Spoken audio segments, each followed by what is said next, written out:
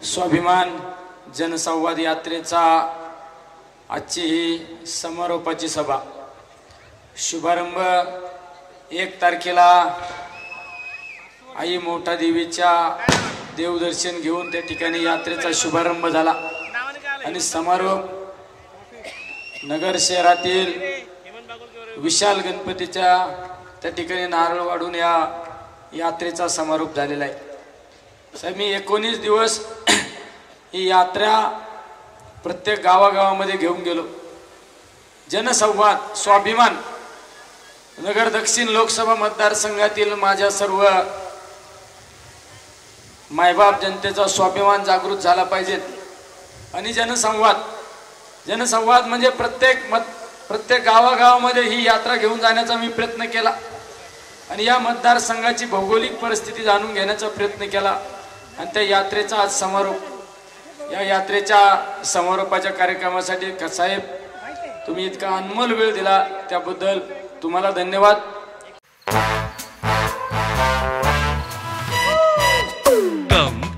Come my love, please don't say no baby, come my love।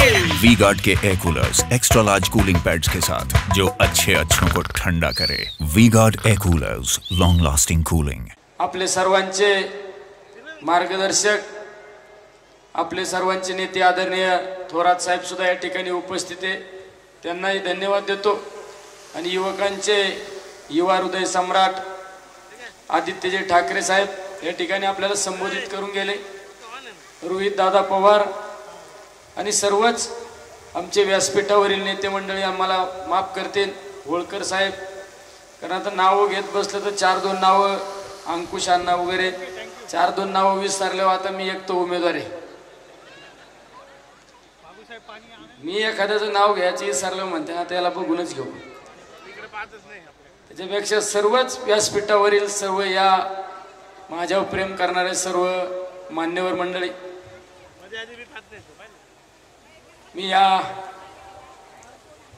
सर्व माझ्या मायबाप जनतेला सांगू इच्छितो की 19 दिवसामध्ये या मतदारसंघाच्या भौगोलिक परिस्थितीची आपण त्या ठिकाणी पाहणी केलेली आहे आणि या मतदारसंघातील काय प्रश्न आहे ते प्रश्न आपण सोडवण्यासाठी येणाऱ्या कालखंडामध्ये निश्चित त्या ठिकाणी प्रयत्न करणार आहे। मी प्रत्येक गावात जाण्याचा प्रयत्न केला,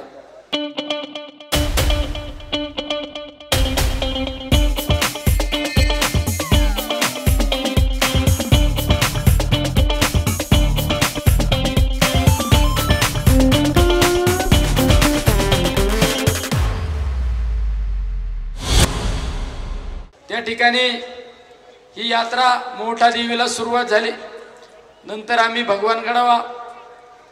भगवानगडावर गेलो, आम्ही भगवान बाबांचं दर्शन घेतलं, प्रताप काकांना आम्ही बरोबर होतो, नंतर तसंच शेवगावला, नंतर राहुरी, नगर तालुका, जामखेड, कर्जत, श्रीगोंदा आणि नगर शहरातील या ठिकाणी भागामध्ये ही यात्रा गेली।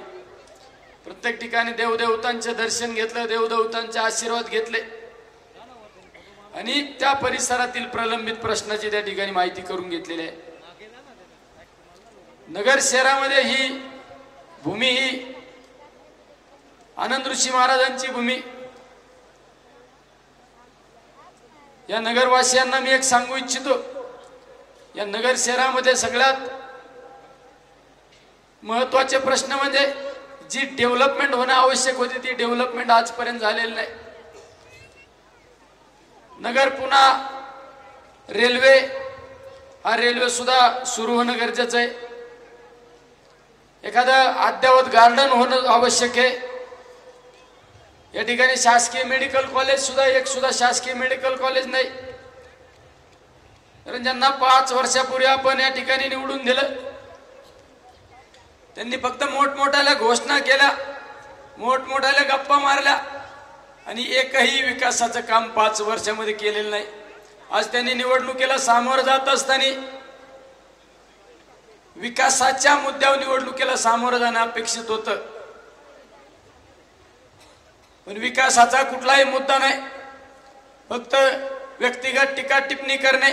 त्यांनी माझ्यावर काय आरोप केला, समोरच्या उमेदवाराला इंग्रजी बोलता येते का नाही? मी तुम्हाला एक प्रश्न विचारतो, तुम्हाला इंग्रजी बोलणारा खासदार पाहिजे का काम करणारा खासदार पाहिजे? रिजल्ट देने वाला चाहिए ना, रिजल्ट देणारा पाहिजे ना. अरे 24 घंटे या जनतेची सेवा करणारा. अरे माझी ओळख निर्माण जी झाली ती कामाच्या माध्यमातून निर्माण ओळख झाली आणि माझ्यावर टीका केली जाते का निलेश लंकेने काय विकासाचं काम केलं. माझ्या मतदारसंघामध्ये जाऊन पहा विकासाचं काय काम केलं. तुम्ही तर सांगता आम्ही 50-60 वर्षापासून आमच्या या जिल्ह्यावर आमचं नेतृत्व जिल्ह्यांनी मान्य केलंय.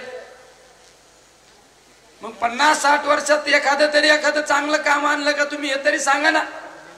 कुठलं एखादं काम तुम्हाला उभं करता आलं ते सांगा. तुम्ही कुठलंही काम विकासाचं एक सुद्धा काम उभं करता नाही आलं.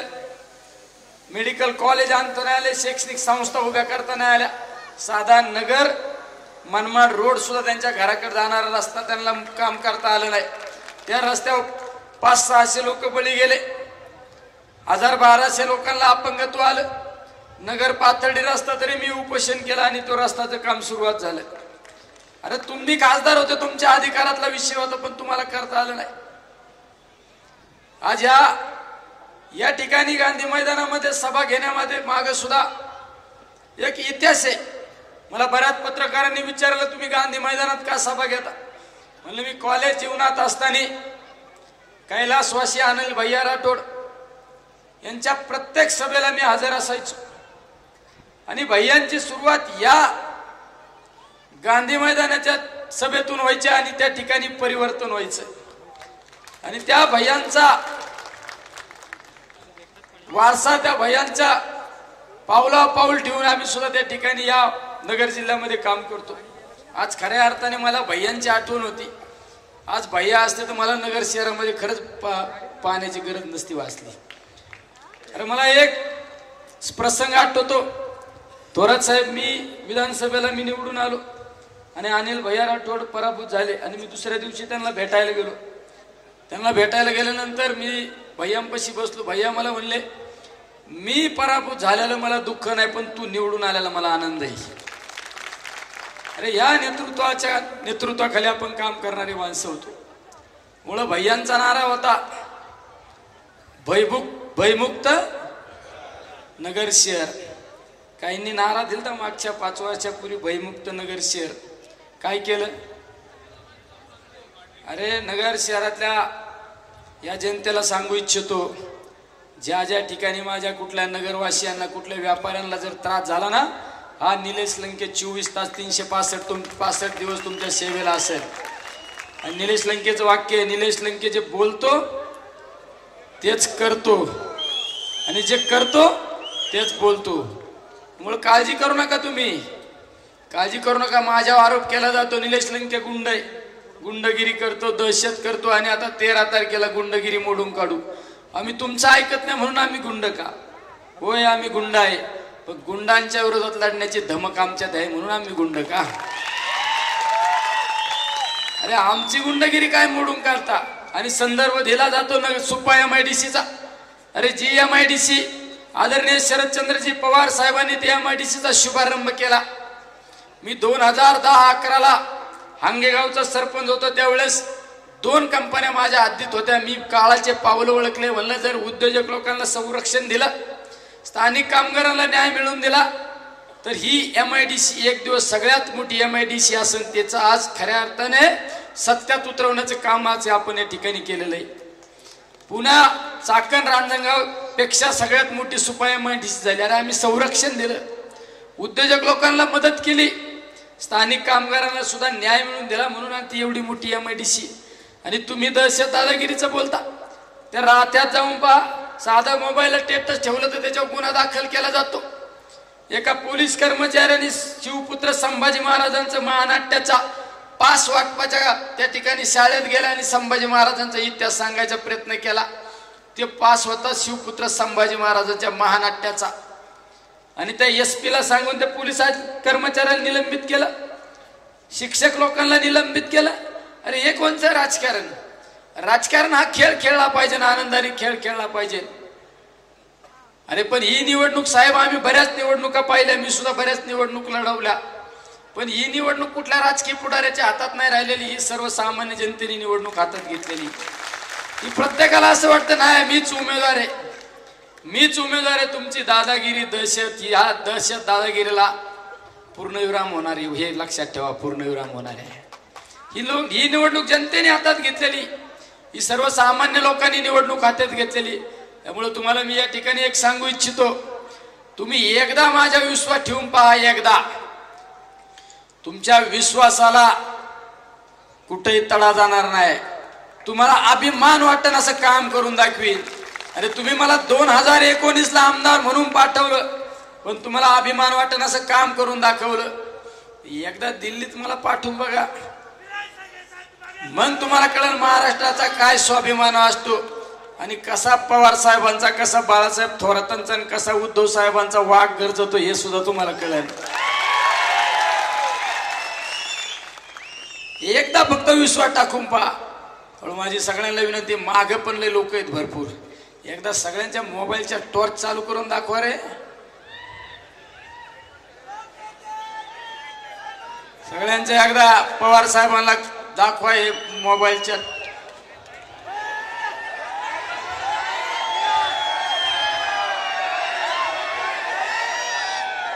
सगळ्यांना या ठिकाणी विश्वास देतो.